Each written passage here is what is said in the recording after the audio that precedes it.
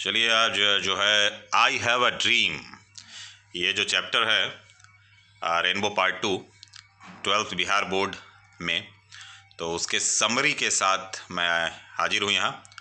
और जल्दी से सबसे पहला काम तो कीजिए कि चैनल को कीजिए सब्सक्राइब, ताकि ऐसे और भी चैप्टर्स के समरीज और क्वेश्चन आंसर्स वगैरह ये आपको अवेलेबल होते रहें।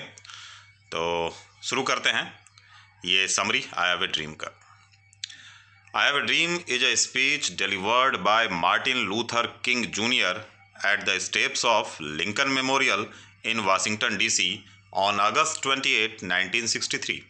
ये जो इस है I have a dream is a speech, वो दरअसल एक स्पीच है, एक भाषण है, delivered by Martin Luther king junior, जिसे मार्टिन लूथर किंग जूनियर ने डिलीवर किया था, प्रदान किया था, दिया था। कहाँ पर? At the steps of Lincoln memorial, Lincoln memorial के स्टेप्स पर।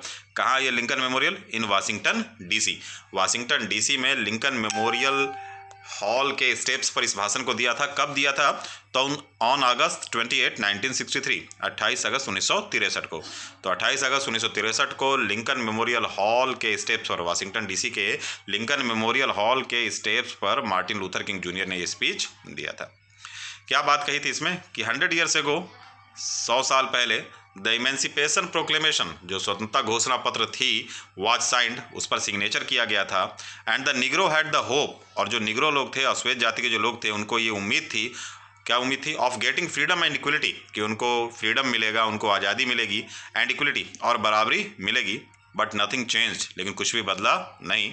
The Negro were still facing injustice, जो निग्रो लोग हैं वो अभी भी अन्याय को फेस कर रहे हैं।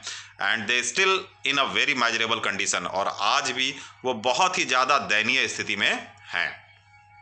तो किंग रिमाइंड्स अमेरिका, जो किंग है, किंग यहाँ कौन? कोई राजा नहीं, मार्टिन लूथर किंग, इन्हीं का नाम है ना, जो है वो शॉर्ट में किंग लिखा हुआ है, मार्टिन लूथर किंग जूनियर का। तो किंग रिमाइंड्स अमेरिका, जो किंग है वो याद दिलाता है किसको? अमेरिका को। ऑफ द प्रोमिसरी नोट, उस वचन पत्र का, है ना, जो वचन पत्र की बात थी कि जो साइन किया गया था, मैंने शुरू में बताया था, स्वतंत्रता घोषणा पत्र पर। एंड वांस, और चेतावनी देता है, that it would be fatal for the nation, कि राष्ट्र के लिए बड़ा घातक होगा, टू अंडर एस्टिमेट, अगर वो अंडर एस्टिमेट करते हैं, अगर वो कम आंकते हैं, the power and determination of the Negro, Negro के शक्ति को, निग्रो के इरादों को अगर कम आंकते हैं, तो ये राष्ट्र के लिए घातक होगा। King invokes the Negro, Martin Luther king आह्वान करते हैं निग्रो का, टू कंडक्ट देयर स्ट्रगल, कि वो लोग अपना स्ट्रगल चलाएं, वे लोग अपना संघर्ष चलाएं, विद डिग्निटी, किससे चलाएं? तो मर्यादा से, डिसिप्लिन, अनुशासन से, एंड नॉन वायलेंस, और अहिंसा से। They would conduct their struggle, वे लोग अपने स्ट्रगल को चलाएंगे। कब तक चलाएंगे? अनटिल, जब तक कि नहीं, द गोल इज अचीव्ड, उनका लक्ष्य हासिल नहीं हो जाता, है ना। लक्ष्य क्या था? तो king has a dream, king का एक सपना है। किंग कौन? वही मार्टिन लूथर किंग जूनियर। तो किंग का एक सपना है, he wants freedom and equality in America, वह अमेरिका में आज़ादी और बराबरी चाहते हैं, है ना। क्या चाहते हैं वो?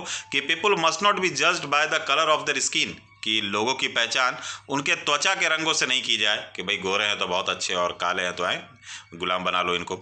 तो पीपल मस्ट नॉट बी जज, लोगों की पहचान नहीं की जानी चाहिए उनके त्वचा के रंग पर, but by the content of their character, बल्कि अगर पहचान ही होनी है तो चरित्र की जो सामग्री है, उनकी चारित्रिक विशेषताएं जो हैं, उनके आधार पर उनकी पहचान होनी चाहिए। The song of freedom must be संग, आज़ादी का जो गीत है उसे हर हाल में गाया जाना चाहिए।